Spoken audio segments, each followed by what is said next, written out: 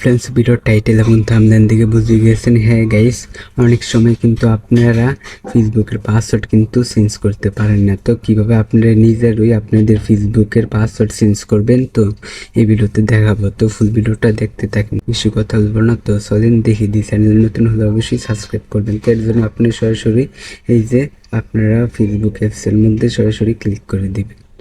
অবশ্যই আপনারা ফেসবুকে আসার পর এখানে এই যে তিনটে থ্রি ডট আইকনে ক্লিক করবেন, মেন আইকনে। তারপর এখানে সিটিং আইকনে ক্লিক করে দেবেন।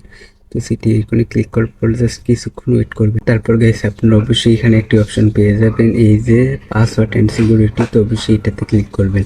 তো ক্লিক করার পর জাস্ট আপনার গাইস এখানে একটু নিচে যাবেন। তো আবার এখানে একটি অপশন পেয়ে যাবেন, এই যে পাসওয়ার্ড অ্যান্ড সিকিউরিটি। অবশ্যই এটাতে ক্লিক করবেন।